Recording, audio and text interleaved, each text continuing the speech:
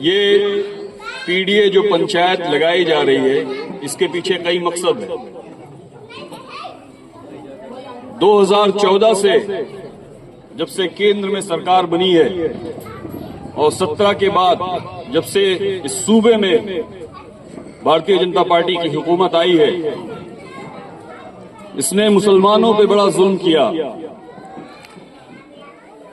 औरतों पे बहुत जुल्म किए, नौजवानों पे बहुत जुल्म किए। तो मैं अपनी बात की शुरुआत एक नज़्म से करूंगा कि जुल्म फिर जुल्म है, बढ़ता है तो मिट जाता है। जुल्म फिर जुल्म है, बढ़ता है तो मिट जाता है। खून फिर खून है, टपकेगा तो जम जाएगा। जुल्म की बात ही क्या, जुल्म की औकात ही क्या। जुल्म बस जुल्म है आगाज से अंजाम तलक। खून फिर खून है, 100 शक्लें बदल सकता है। ऐसी शक्लें जो मिटाओ तो मिटाए ना बने, ऐसे शोले जो बुझाओ तो बुझाए ना बुझे, और ऐसे नारे जो दबाओ तो दबाए ना दबे। आप सब मेरे साथ बोलिए, समाजवादी पार्टी जिंदाबाद, इंकलाब। अजीजों, दोस्तों, साथियों, इस मुल्क का जो आईन है उसके तहत अल्पसंख्यक, जो अल्पसंख्यक होता है उसके मायने क्या है? अल्प मतलब कम, संख्यक कम संख्या में।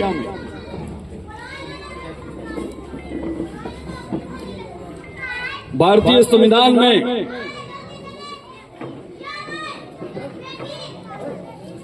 मौलिक अधिकारों को, जब ये मुल्क आजाद हुआ, आजादी के वक्त 3 चीजों का खास ख्याल रखा गया, क्योंकि 1947 में बंटवारा हो रहा था, तो 3 चीजों का ख्याल खास तौर पर रखा गया और उसे संविधान में इंगित किया गया। पहला, मौलिक अधिकार। दूसरा, स्वतंत्रता और समता। तीसरा, अल्पसंख्यकों के हक हुकूक के लिए। भारत का संविधान स्वतंत्रता आंदोलनों की विरासत है, जिसमें मनुष्य को मनुष्य होने का अधिकार दिया गया, दया के रूप में नहीं, एक अधिकार के रूप में। भारत का संविधान, क्योंकि पीडीए की बात है, पीडीए एक रणनीति है। इस रणनीति के तहत पिछड़े, दलित, अल्पसंख्यक, आदि आबादी, शोषित, वंचित तमाम लोग को शरीक किया गया है। संविधान की प्रस्तावना हम पढ़ते हैं, जो कि संविधान का दर्शन है। हम भारत के लोग भारत को संपूर्ण बहुमत संपन्न समाजवादी पंथ निरपेक्ष लोकतांत्रिक गणराज्य। तो इसमें जो एक समाजवाद का शब्द आता है, उस समाजवाद की व्याख्या क्या है? उसकी व्याख्या यह है कि समानता का महत्व देना। या जो हम जो बराबर में बैठे हैं, इस संविधान की देन है। संपत्ति का समाजीकरण करना, शोषण की समाप्ति होना, गरीब वंचित वर्गों का कल्याण करना, ये संविधान के दर्शन में दिया गया है। यही तो पीडीए की रणनीति है। अजीज दोस्तों, साथियों, समानता को स्वतंत्रता से पहले रखा गया मौलिक अधिकारों के अंतर्गत। और उसका मकसद क्या था? उसका मकसद यही है कि जब तक लोगों के बीच में समानता नहीं होगी, तब तक स्वतंत्रता कोई मतलब नहीं है। समानता क्या है? भारत के संविधान में ये सब मैं बातें इसलिए बता रहा हूं क्योंकि इस मुल्क का जो आईन है, उस आईन के अंदर जो हक हुकूक रखे गए हैं, सबसे पहले इस जो जन पंचायत कार्यक्रम है, उसमें महत्वपूर्ण चीजें यही है कि इस मुल्क में जो आईन है, उस आईन में जो हक हुकूक है, उनको समझना। समानता में भी अनुपातिक समानता को महत्व दिया गया है। अनुपातिक, पूर्ण समानता को नहीं। अनुपातिक समानता का मतलब क्या है? गरीब, महिला, शोषित, वंचित, दलितों के पक्ष में विभेद किया जा सकता है। समाजवादी पार्टी समावेशी विकास को मानती है और समावेशी विकास के अंतर्गत सभी लोग, सभी भौगोलिक क्षेत्र और सभी आर्थिक क्षेत्र हैं। यही तो पीडीए की रणनीति है कि सभी को सम्मिलित करके इस मुल्क के लिए, अपने इस सूबे के लिए, संविधान को बचाने के लिए इसको आगे बढ़ाना है। अब बात आती है हमारी और आपकी। मेरा नाम मिर्जा शेखू है। हमारी जिम्मेदारियां क्या है? मैंने क्या कहा कि ये मुल्क और इस मुल्क का इतिहास बहुत पुराना है। जब अंग्रेज इस मुल्क में आए उस वक्त मुगलिया हुकूमत थी। एक तिजारत की हैसियत से, एक तिजारत की नीयत से उन्होंने इस मुल्क में आमद की और औरंगजेब के इंतकाल के बाद उनकी जो नीयत में खोट थी, इस मुल्क में काबिज होने की कोशिश शुरू कर दी। कई ऐसे जंगें हुई, एक प्लासी का युद्ध हुआ, बक्सर का युद्ध हुआ, कई ऐसी तारीखें रही। तो हमने, हमारे जो बड़े बुजुर्ग हैं, इस मुल्क के लिए बहुत चीजें कुर्बानियां दी हैं। किस उत्तर प्रदेश में पीडीए, समाजवादी पार्टी ने जब पीडीए का नारा दिया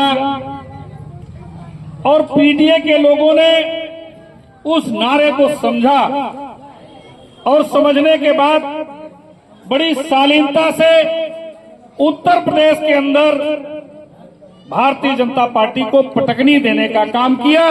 उसमें आपने लखीमपुर भी, आपने जो ताकत दिखाई, उस ताकत का नतीजा ये है कि लखीमपुर की दोनों लोकसभा क्षेत्र की सीटें आप लोगों ने समाजवादी पार्टी और गठबंधन की झोली में डालने का काम किया।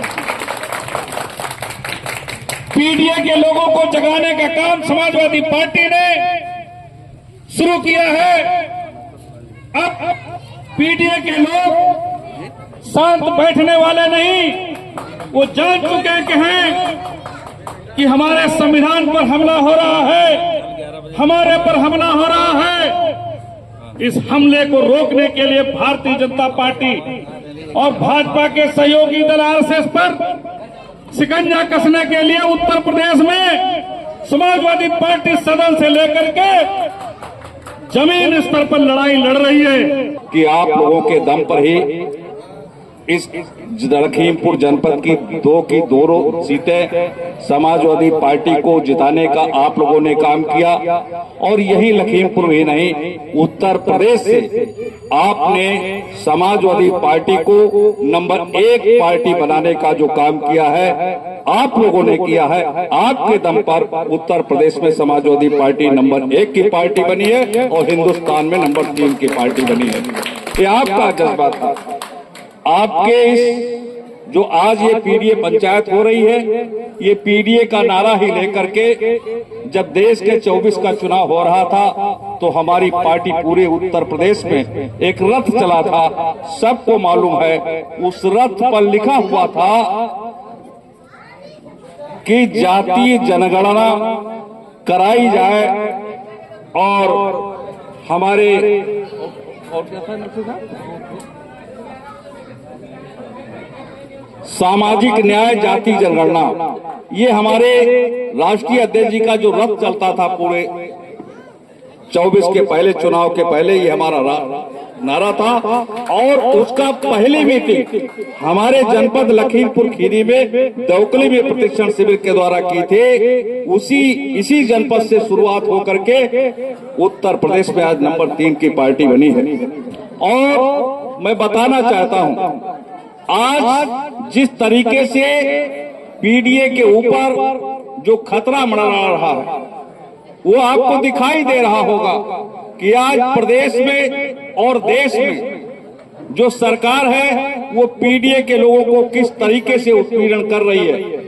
इस बात को हमारे राष्ट्रीय अध्यक्ष जी और इस देश के पीडीए के लोग भी जान गए हैं कि ये 2024 में जो भारतीय जनता पार्टी नारा दे रही थी कि 400 पार सीटें हमको दिला दीजिए, 400 पार के पीछे उनकी मंशा थी। अगर 400 पार सीटें मिल जाते तो आज देश का जो संविधान, जिस संविधान के निर्माता बाबा साहब भीमराव अम्बेडकर थे, जिन्होंने इस देश में रहने वाले लोगों के लिए शिक्षा का अगर अधिकार हिंदुस्तान में रहने वाले सभी लोगों को दिया था, तो उस संविधान के तहत आज हमको मिल रहा है। अगर ये संविधान न बना होता तो आज जो माइक से हम पट्टी रामदास में बोल रहे हैं नहीं बोल पाते। ये अधिकार हमको संविधान के तहत मिला है।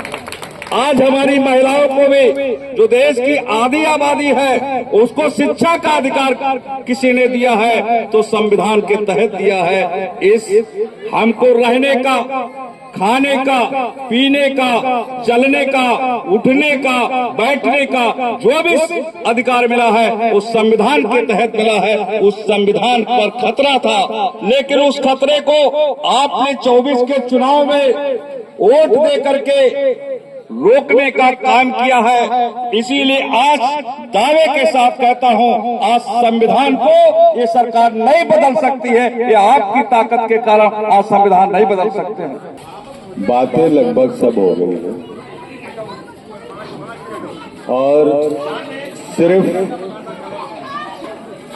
उस तलवार को पहचानने की जरूरत है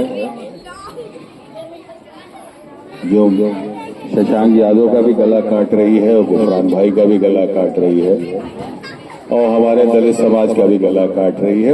हम लोग पहचान नहीं पा रहे कि तलवार एक ही है। जेब सबकी कट रही है, वाह वाह करते हुए और ताली बजाते हुए कब में मोदी जी के राज में 60 रुपए वाला कड़वा तेल 220 पे पहुंच गया और हम लोग खाली अच्छे दिन का इंतजार करते रहे। वो कहते थे कि जब रुपए की कीमत गिरती है तो देश की कीमत गिरती है, और आपके देखते देखते 10 साल में जब से भाजपा की सरकार आई है, रुपया 54 रुपए से गिरते गिरते 87 रुपए पहुंच गया और आपकी जेब में सुराख इतने ज्यादा हो गए हैं कि कितनी भी आमदनी करके लाओ, बचत के नाम पे अंगूठा ही मिलता है आपको। याद कर लो, और आपको याद ना आ रहा हो, मैं तो वो बात कह रहा हूं जो इस देश का सबसे बड़ा बैंक है स्टेट बैंक, वो छापता है कि आदमी की जेब में कितना पैसा जा रहा है, वो छापता है कि आप कितनी बचत कर रहे हो। आज से 10 साल पहले जब तक ये हमारे महान नेता नहीं आए थे जो विश्वगुरु कह रहे हैं अपने को, तो अगर 100 रुपए कमाते थे तो तुम्हारी जेब में साल भर में 20 रुपए बचा लेते थे। आज की तारीख में बैंक मान रहा है कि 100 रुपए कमा रहे हो तो 5 रुपए भी खाते में बचत के रूप में नहीं आ रहा, और वो इसलिए,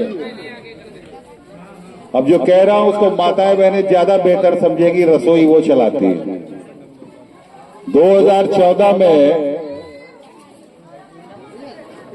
थाली, खाने की थाली, और खाने की थाली का मतलब खाली नमक में चावल थाली नहीं होता है। मतलब 1 कटोरी दाल, 1 कटोरी सब्जी, 4 रोटी और कम से कम 100 ग्राम चावल, अगर ये है तो वो थाली पूरी कहलाती है कि एक इंसान के लिए। वरना चारा तो जानवर भी खाता है, आदमी के लिए इतना जरूरी है।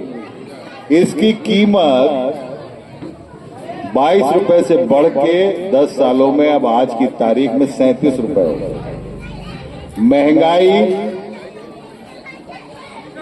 जो सवाल होता है ना कि आपकी जेब में पैसा बच क्यों नहीं रहा है, अब आप हमसे भी तो ये सवाल कर सकते हो। आप कहोगे महंगाई बढ़ रही हो, कितनी बढ़ रही है? तो ये गणित बताना चाहता हूं कि अगर 2014 में 100 रुपए महंगाई थी तो वो हो गई है 178 रुपए। और अगर 100 रुपए तुम कमा रहे थे तो अब तुम्हारी आमदनी हो गई 100 से बढ़कर 128 रुपए। तो आमदनी 98, खर्चा रुपया, 128 रुपए जेब में आ रहे हैं और 178 रुपए खर्च हो रहे हैं। और अगर इसको भी ना समझ पाओ, सरकार का ही नीति आयोग है, वो कह रहा है कि आज की तारीख में 37 रुपए की थाली बैठ रही है एक टाइम के खाने की। एक मियाँ, एक बीवी, 2 बच्चे, हम कह रहे हैं चलो आदर्श ही मान लो, ज्यादा लंबी चौड़ी बात नहीं कर रहे। 8 थाली हो गई, तो 8 थाली में अगर 27 रुपए का हिसाब लगाओ तो वही जाके 270-280 रुपए बैठता है। क्योंकि उसमें थोड़ा सा तेल तो डालोगे, थोड़ा सा नमक तो डालोगे, थोड़ा सा मसाला तो डालोगे, जिसको खाना कहते हैं। और जो 300 रुपए की दिहाड़ी जिसकी है, तो बेचारा 280 रुपए खाने पे लगा देगा, तो किसमें कपड़े खरीदेगा, किसमें दवा खरीदेगा? महंगाई वहां पर आ रही है। अब एक सवाल फिर कर सकते हो कि आखिर सरकार इस बातों को जानती नहीं है क्या? वो बहुत कायदे से जानती है कि महंगाई बढ़ रही है, लेकिन महंगाई भी उसकी एक राजनीति है। और महंगाई की राजनीति इसलिए है, अगर 300 रुपए रोज पे खर्च कर रहे हो तो महीने में 9,000 रुपए हो गए। अगर 9,000 तुमने खर्च किया है, एक माचिस की डिब्बी भी जो 1 रुपए की खरीदते हो, अब तो 2 रुपए से कम की कोई डिब्बी नहीं है। जो 1 रुपए वाली माचिस भी है, वो दुकान तक तब आती है जब मोदी जी के खाते में 22 पैसे दे के आते हैं। और इस धरती के नीचे एक हवा छोड़ दो और ये सूरज की रोशनी छोड़ दो, अब कफन तक पे जीएसटी है, जिस पे 5% कफन के कपड़े पर भी टैक्स है। वो टैक्स सब पहले ही वसूल जाता है। शक्कर, तेल, आटा, चावल, मट्ठा, दही, दूध, मतलब कुछ भी ऐसा नहीं है जो टैक्स पर उस पर ना लगता हो। और औसत टैक्स 10 से 11% के बीच में है। 9,000 रुपया तुमने महीने में खर्च किया मियाँ बीवी और 2 बच्चों के बीच में, 1100 रुपए सरकार को टैक्स में दे दिए और 240 रुपए का 5 किलो राशन लेके घर चले आए और मोदी जी जिंदाबाद बोल गए।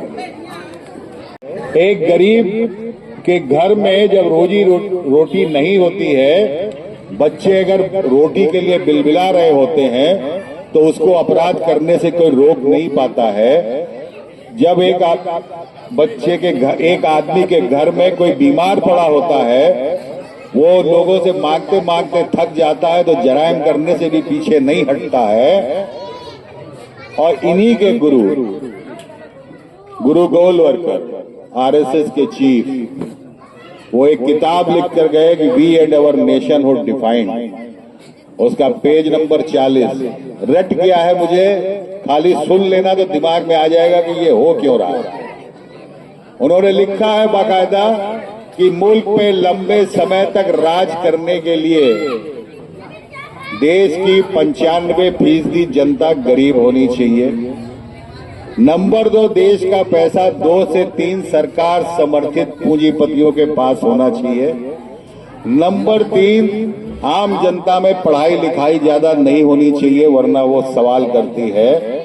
और पिछड़ी और दलित जातियों को धर्म के आडंबर में उनको व्यस्त रखना चाहिए, ताकि वो धार्मिक उन्माद में रहें और सरकार से सवाल न करें, अगर देश पे लंबे समय तक राज करना है। आज मिला लो, सारी चीजें वही हैं। आदमी लगातार गरीबी की तरफ बढ़ रहा है। अडानी अंबानी जैसे पूंजीपतियों के पास पैसा है, और पढ़ाई तुम्हारी इतनी महंगी कर दी है कि अब ना तो स्कॉलरशिप मिल रही है, ना फीस दे पा रहे हो। 10 साल के अंदर देखते देखते जो फीस है वो भी 2 से 3 गुना हो गई है। ये सब चीजें आप लोग महसूस करते हो। एक छोटी सी बात मुझे बता दो, पता नहीं जानकारी है कि नहीं, लेकिन जितने भी लोग बैठे हुए हैं समझदार लोग हैं, और जो सबसे समझदार होती है माताएं बहनें जो घर को चलाती हैं। मैं तो केवल घर की और रसोई की बात करूंगा। एक चीज मुझे इतना तो जानते ही हो कि इस मुल्क में अगर 100 लोग की आबादी है तो 21% लोग दलित लोग हैं, अनुसूचित जाति के लोग। इस मुल्क में 14 से 15% के बीच में मुस्लिम लोग हैं। इस मुल्क में 53 से 54% लोग पिछड़ी जाति के लोग हैं। लेकिन पता है इस मुल्क में क्यों हम जाति जनगणना की बात कर रहे हैं? जाति जनगणना खाली इसलिए नहीं होती है कि कौन यादव है, कौन कुर्मी है, कौन ठाकुर है, कौन खां साहब है, कौन अंसारी है। खाली इतने तक जाति जनगणना नहीं होती है। जाति जनगणना में ये भी होता है कि अगर शशांक यादव है तो इनके घर में कितने लोग हैं, इनका मकान पक्का है कि कच्चा है, गाड़ी है, कितना पढ़े लिखे, सारा सिलसिला होता है। और बिहार में ये आर्थिक राजनीतिक सर्वे हो चुका है।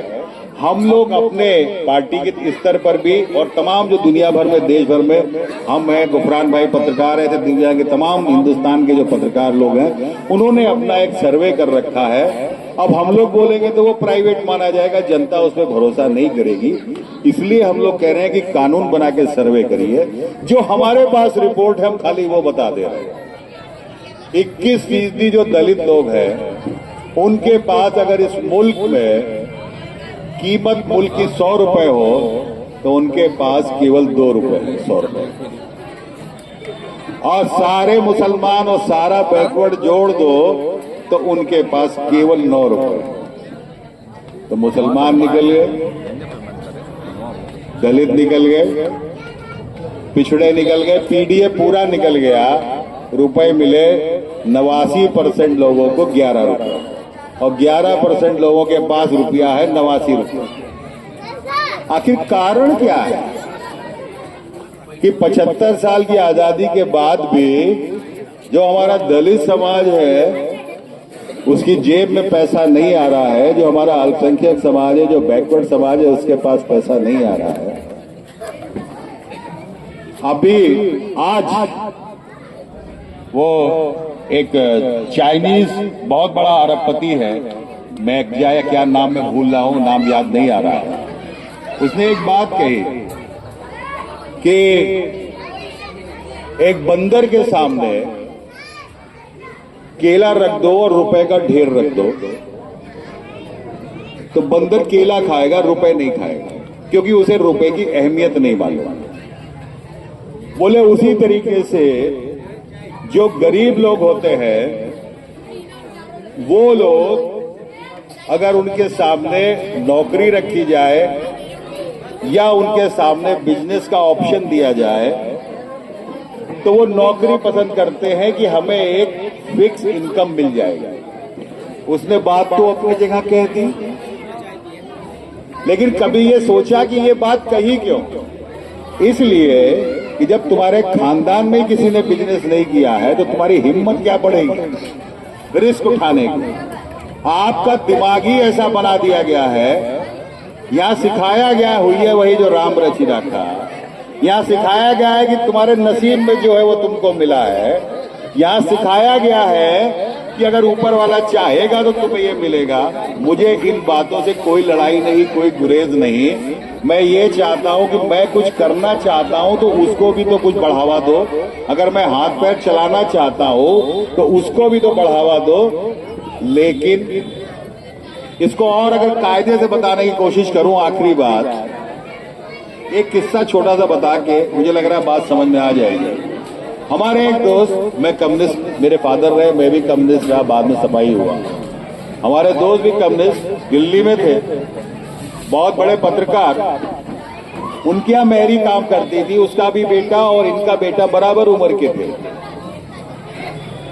स्कूल में दाखिला इन्होंने कराया, हमारे दोस्त ने उस मेहरी के बेटे का और अपने बेटे का कराया, थोड़ा अच्छे अंग्रेजी स्कूल में। लेकिन बोर्ड का इम्तिहान बराबर होता है, वो अंग्रेजी स्कूल वाला भी देता है और हिंदी स्कूल वाला भी देता है। मैं दिल्ली में जब गया उस दिन बच्चों का रिजल्ट आया तो हमारी भाभी जो थी वो बड़ी खुश थी कि उनका बेटा पास हुआ, बड़ा दौड़ के मिठाई खिलाई। तब तक वो मेहरी अपने बेटे को लेके आ गई घर में और कि बेटा भी पास हुआ है ये कहते हुए, तो अच्छा पास हो गया ठीक है। वो बेचारी रिजल्ट कार्ड दिखाना चाहती थी और बेटे का रिजल्ट कार्ड तो उनके हाथ में था ही, लेकिन वो मिठाई नहीं, लेकिन जैसे ही महरी के बेटे का रिजल्ट कार्ड देखा तो हमारी भाभी उसे मिठाई इसलिए नहीं खिला पा रही थी क्योंकि उनके बच्चे के तो नंबर आए थे 62% और महरी के बच्चे के नंबर आए थे 82%, 20% नंबर ज्यादा। तो वो ये बर्दाश्त नहीं कर पा रही थी कि जो मेरी टुकड़ों पे पला है उसका बच्चे 82% नंबर पाए। इस कहानी के पीछे जो मैं कहना चाहता हूं वो समझ लेना। मैं अपने किसी साथी को, कमजोर साथी को जो पैसे से कमजोर है, मैं उसको IAS PCS बनने ही क्यों दूंगा? कल को IAS PCS बन जाएगा तो DM SDN बनेगा, सलाम तो मुझे बताना होगा ना। मुझे मालूम है पढ़ने में तेज, मैं साले को पढ़ने ही नहीं दूंगा। मैं जब 85 में वकील बना, 83 में 2 साल बाद एक मुकदमा आया। हमारे पापा के एक दोस्त, पिताजी खत्म हो चुके थे, वो आए कि भैया हमारे घर में हमें स्टे चाहिए। कि क्या? बोले हमारे गांव में स्कूल बन रहा है। तो हमका स्कूल क्या गलत जगह बन रहा है? बोले नहीं। हमका स्कूल तुम्हारी जगह पे बन रहा है? कि नहीं। हमका क्या तुम्हारा कोई अपना स्कूल है तो तुम चाहते हो कि सरकारी स्कूल ना है, प्राइवेट स्कूल चलता रहे? बोले नहीं। तो हमने कहा भैया बताओ तो स्कूल क्यों नहीं चाहिए? चाय वाय पिलाई, पिताजी के दोस्त थे। 10 मिनट बाद बोले भैया चक्कर ये, स्कूल खुल गई तो हमारे जानवर कौन चढ़ेगा? ये 85 की बात है, ज्यादा पुरानी नहीं, अभी 40 साल हुआ। इस माइंडसेट के साथ ये देश बढ़ा है, इस मना स्थिति के साथ देश बढ़ा है कि कमजोर तो कमजोर के लिए है। जिसकी जेब में, एक कहावत है खासतौर से पिछड़े और दलित लोगों के लिए, कि अगर जेब में चवन्नी आ गई तो उनसे बड़ा लखपति कोई नहीं। लाठी आ गई तो बंदूक समझते और 5वां पास है तो PhD की तरह व्यवहार करते, क्योंकि पहले कोई पढ़ा लिखा नहीं रहा।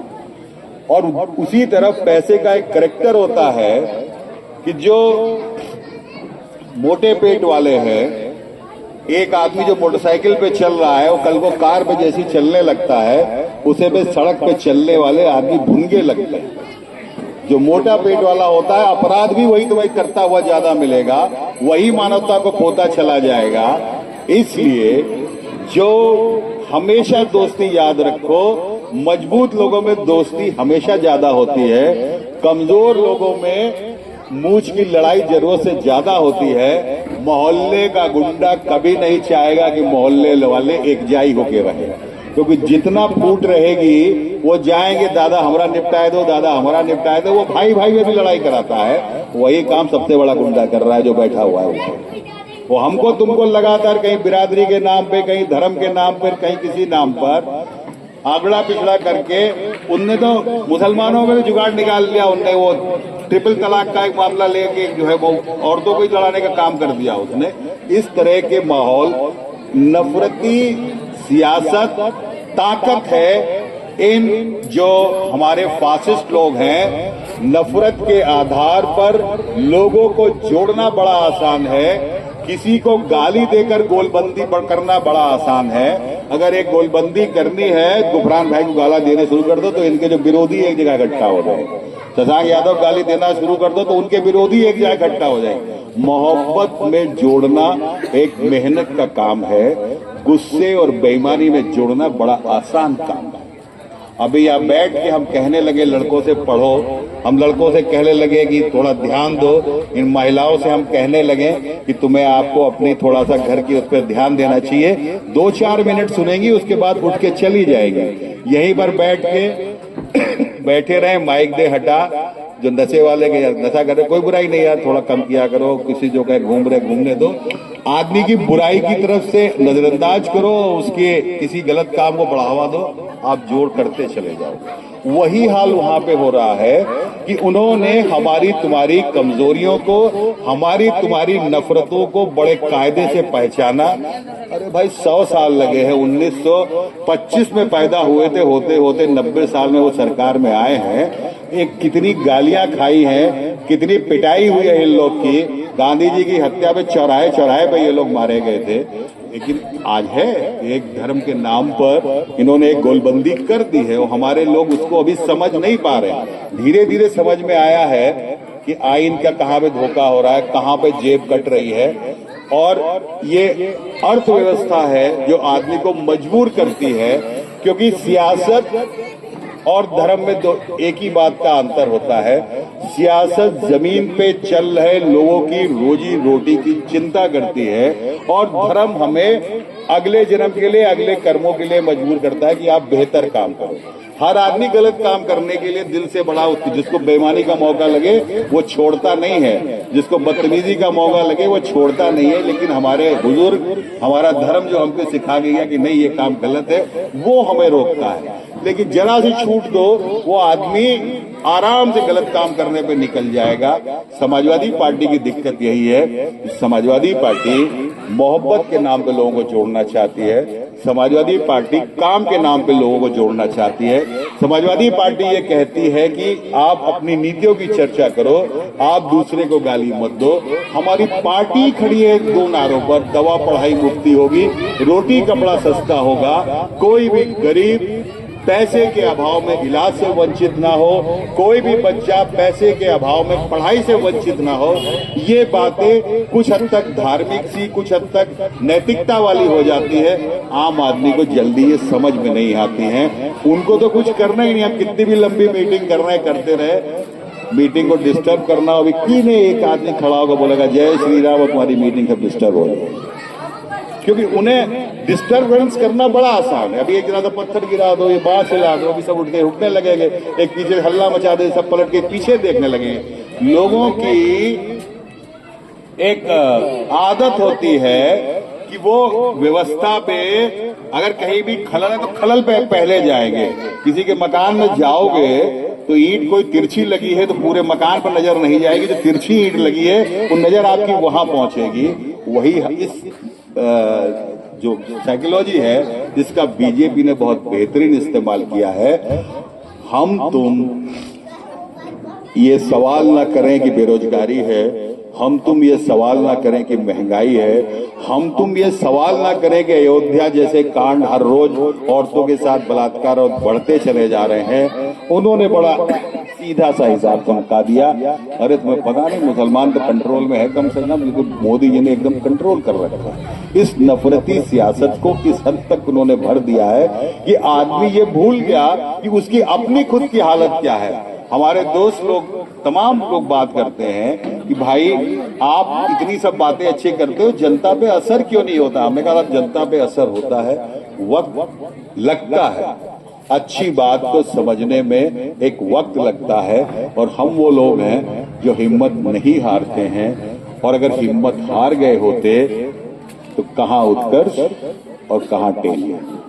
1 और 100 का चुनाव था, गृह राज्य मंत्री का चुनाव था, 100 करोड़ लेके जो उतरा हो मैदान में, हमने केवल मोहब्बत पे यकीन किया। थोड़ा देर लगी, पीछे के 2-3 चुनाव नहीं जीते, लेकिन इस बार लोगों की समझ में आया, क्योंकि इस बार चोट जो हो रही थी आपके दिल पर भी हो रही थी, आपके दिमाग पर भी हो रही थी, आपकी जेब पर भी हो रही थी। और इतना बता दूं, कोई माहौल में बदलाव नहीं है। अब की बार भी जो बजट आया है वो केवल बड़े आदमियों के लिए है। उनका मानना है कि 5 किलो राशन में आदमी को इतना मजबूर कर दो, वो हक उठाने नहीं देंगे। आप अपने हक की आवाज उठाओगे, वो लाठी चलाएंगे, आप हाथ फैला के 5 किलो राशन मांगोगे, बड़े प्यार से बात देंगे आपको, क्योंकि वो चाहते हैं कि आप केवल एक रियाया बन के उनके सामने खड़े रहो। और हम चाहते हैं, जिस गरिमा की बात हो रही, संविधान की, बाबा साहब के संविधान की बात हो रही है कि व्यक्ति की गरिमा महत्वपूर्ण है, हम चाहते हैं कि मुझसे भी बात करो या मेरे एमपी से या अखिलेश जी से भी बात करो तो अपने पैरों पे खड़े होकर आंख में आंख डाल के बात करो। हम ऐसा हिंदुस्तानी चाहते हैं, हम ऐसा हिंदुस्तानी चाहते हैं जिसे सरकार से बात करने में, अपने एमपी से बात करने के लिए किसी के बीच में दलाल की जरूरत ना हो। आज की तारीख में जो माहौल है, बिना पैसा दिए, बिना घूसखोरी, बिना दलाली के, बिना किसी बीच के आदमी के आप सरकार से कोई काम नहीं ले सकते हो। इस निजाम को बदलने का एक संकल्प है कि आपकी आवाज, कमजोर की आवाज भी पूरी ताकत के साथ सुनी जाए, ऐसा समाजवादी संकल्प है। यही सिखाया था कौशल किशोर ने, यही सिखाया था नेताजी ने, यही सिखाया था लोहिया ने, यही सिखाया था बाबा साहब ने। हम इस परंपरा से डिगने वाले नहीं हैं। हैं। हम इस परंपरा को जारी रखेंगे। आपकी मोहब्बत मिलती रही है, ये मोहब्बत लगातार बढ़ती रहेगी। केवल और केवल जो आपने करना है, जो बातें यहाँ पर हो रही हैं, तमाम साथी अभी भी ऐसे हैं जिनको आर्थिक और सामाजिक मुद्दों की अभी समझदारी नहीं है। जो बातें इस पीडीए चर्चा में हुई है, तमाम हमारा दलित साथी, तमाम हमारा पिछड़ा वर्ग का साथी, उनको जिस समय ये एहसास होगा कि नहीं, हमारे अक़लियत के भाइयों में अभी कोई भ्रम की स्थिति नहीं है, हमारे कमजोर साथियों में कोई भ्रम की स्थिति नहीं है, हम केवल हाशिए पर पड़े हुए लोगों की बात करते हैं। और इस मुल्क की एक ये बहुत बड़ी कमजोरी कह लीजिए, बहुत बड़ी बुराई कह लीजिए कि जो एक सबसे बड़ा तबका 89% लोग पिछड़े दलित और अल्पसंख्यक है, हमारे तमाम अगले जो कमजोर साथी हैं, तमाम जो महिलाएं हैं, वो किनारे पड़ी हुई हैं। उन सब की आवाज जो है समाजवादी पार्टी की आवाज है, उन सब की आवाज पीडीए की पंचायत है। कमजोर की मदद करना सबका फर्ज है। हमको सिखाया गया है कमजोर की मदद करनी है, वो भी लाठी लेके खड़े होकर करनी है। हम वो लगातार करते रहेंगे। बहुत बहुत शुक्रिया। जय हिंद, जय समाजवाद, धन्यवाद।